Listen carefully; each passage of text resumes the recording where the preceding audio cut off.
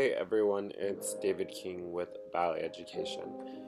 So after my Facebook live streams, a lot of you wrote in and were asking me about how I approach pliés and how, well, I approach a lot of different things. But I'm going to start with pliés. So here we have dancer Melanie, age 11, from Master Ballet Academy. Um, Beautiful student, super hard worker. She does have an issue with her pelvic placement, as it's slightly tipped and swayed, as well as her knees are slightly knock-kneed. Um, and as you can see, she's like pronating. So here we are in a private lesson at Master Ballet Academy working on all of that. So as she was doing her pliés, I realized her core was just not connected whatsoever, and I actually think I made a joke about it, and I think I was just getting really frustrated here.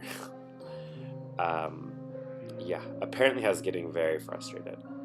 But I am a very hands-on teacher in my private lessons, as well as teaching class. Her mom is actually sitting in the room with us because I actually encourage parents to sit in on the private lessons and record them so that dancers can consistently work on things as well as see their bodies in action. Thank you, technology. So yeah, core not connected whatsoever, so making her do a few quick crunches to get her stomach connected. And so as with arms in high fifth to work her back, making sure the belly button is pressing all the way down into the floor as hard as it can go. And then basically I'm feeling that once her abs are extremely flat to the floor, we can move on. So it looks like we are restarting all of that. Oh, we have another 11-year-old. Here we go. Basically, whenever I do a private lesson, also, I only do the same combination of pliés, two demi and a grand, forward and back every position, just so I have something to gauge the turnout. So the first thing that you really want to think of when you're doing pliés is you don't want it to come from your knees. You actually want it to come from your hips, making sure that the reason why your knees are bending is because you are rotating so much. So here I'm adjusting her to make sure her hips and booty are over her feet. Same thing to the back, as you can't move anything from your belly button under. She needs making sure both knees are fully rotated to the side, and when you come up, you're in the highest hip. That allonge really can't go above that elbow, showing all the positions, don't letting it turn in. So I noticed that. So now I'm holding her inner thighs, helping her wrap completely back. Here we're adjusting, making sure her pelvic placement doesn't sway when she port a bras to the back or cambray back.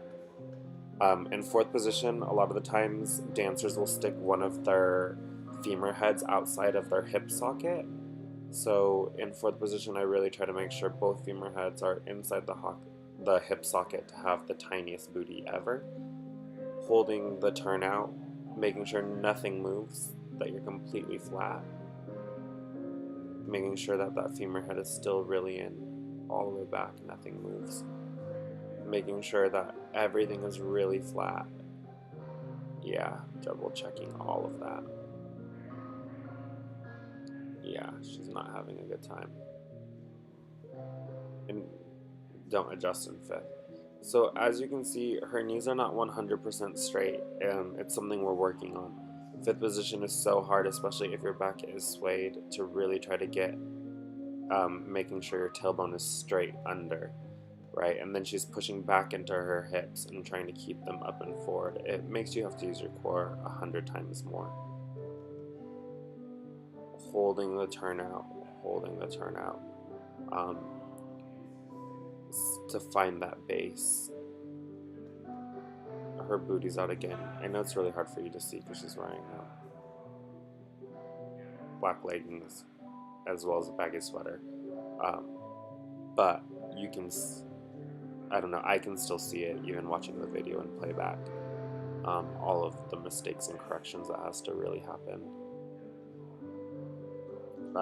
Trying to get as much length as you can, especially in that first susu, really does set you up um, for your entire day. Um, just trying to get her back engaged. Uh, One of the best things to do is to check to make sure that the shoulder blades are completely flat and you don't have chicken wings. That's what I like to call it. Making sure you're completely up and placed in the front of your hips, making sure your hips are in between two legs, on top of two legs, and making sure that you're constantly in a line. I don't know what I was doing. Maybe I was adjusting the volume. Here we go. One more set. Right? So really turned out, really straight legs. Ooh, back acne. Sorry.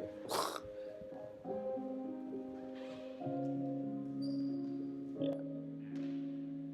So from the hip, you can see that she's pulling through the hip, and to come up, she's really trying to get her inner thighs to touch first. So you want to make sure your upper thigh and middle thigh touch before your knees touch.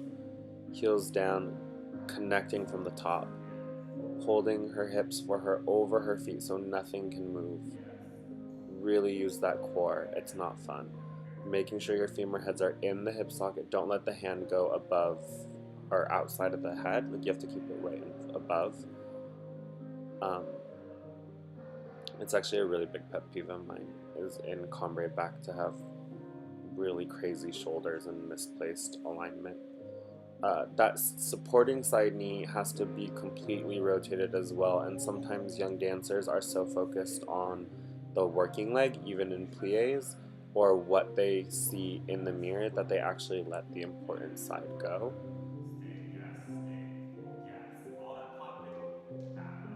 Yeah, so inside knee, completely fully rotated to the side, especially when you do have that kind of facility. Her arm was really high in that allongé. Remember, try to keep your hand below that shoulder. Um, Mine was really high there too. Really trying to hold that turnout from her inner thigh. So I'm actually pressing her tailbone down and flat and making sure the hips stay in between two legs. You don't want to sit on your back leg. Trying to get those knees really pulled up and straightened. In her case, she really has to focus on holding the rotation extremely flat. That way her knees can close cleanly. Okay, yes, I will take Very that. impressed that she's holding it on her own. I'm putting my foot against her back foot so that she is forced to really try to feel not moving.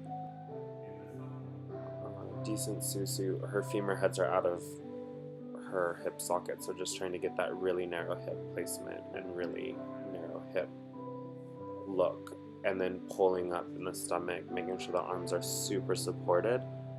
I don't know what else I'm going to adjust on her, but it looks like I need to adjust a lot in terms of like where she wants to be. Yeah, core connected all the way through. There you go. And now we're talking about coming out of susu, talking about really trying to roll through her point shoot. Even at age 11, it's still super important.